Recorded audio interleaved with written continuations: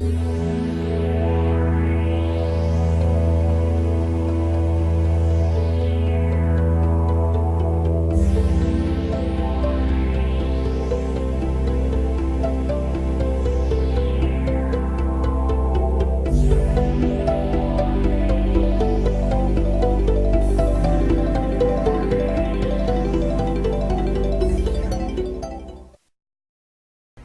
Michael and Tori, so we just went over some of the areas on the brain injury problem checklist that you've seen an impact of the brain injury in your life, for example, in the physical areas.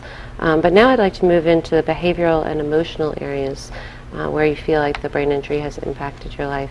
And so, Tori, if you could go through your list and tell me what you've seen in Michael and how the brain injury has impacted him, which items you checked off.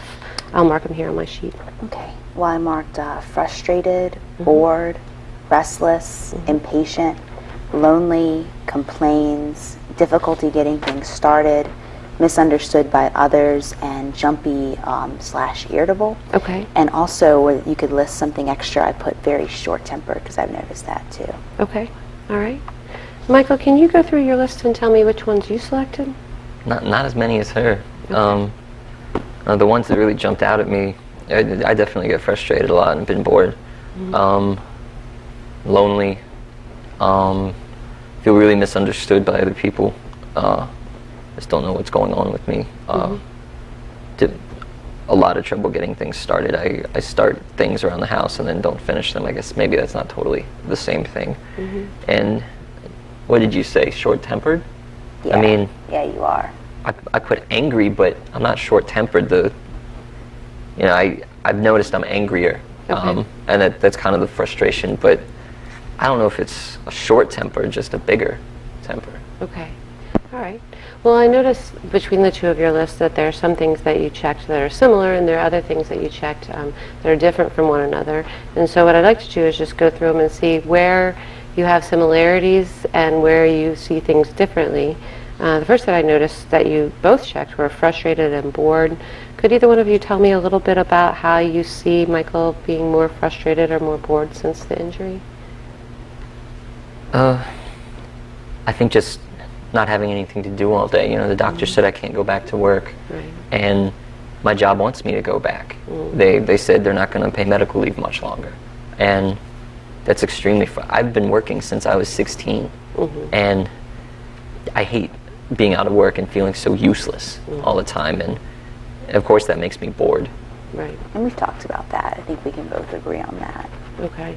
So you just feel like that you're not able to be as productive as you would like to be, and that leads to some feelings of frustration. But you said that you guys have talked about this before.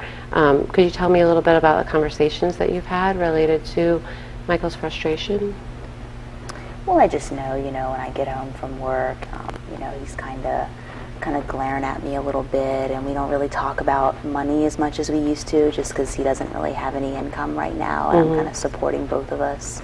So, I know that's kind of a trigger area for him. I mean, that frustrates me too, that she's supporting us, and we barely have enough money for groceries, and I want to help and I can't. Like, it drives me insane. Right. And half the time she's late coming home from work, and that's frustrating. She says I'm glaring at her. That's because she said she'd be home at 6 and it's 7:30 when she walks in the door. Okay. So it seems like that the frustration that you're experiencing has a lot to do with work and the income and just maybe the change in your life that's happened related to work following the injury. Would you say that that's true? It's a big part of it. Okay. All right. One of the things that I noticed that's different is that, Tori, you checked that Michael's more restless and more impatient since the injury. Can you tell me a little bit about how you notice him being more restless or impatient? Yeah, I'm actually surprised that he doesn't understand or notice that. I mean, like, just an example, the other day we were going to one of his doctor's appointments, and the doctor was running a little bit late, and he just kind of flew off the handle at the receptionist there, and I was so embarrassed, and he never would have done that before. Now, we got there 15 minutes early, okay? And that doctor was 30 minutes late. That sounds frustrating. It was frustrating. So, but was that an example of what you would say, the impatience? Yeah, definitely. Okay. Do you see it as impatience, or do you see it as something different? I don't. I mean, it just makes me angry when people aren't on time. Okay. We got there on time. It wasn't he. Okay. All right. So it sounds like that you all just have a different perspective as to what it is that's making you feel those feelings, whether it's impatience from Tori's perspective or more maybe lack of courtesy on other people's part. Is that how you would see it? I guess so, and I'd put that more under frustration. Okay.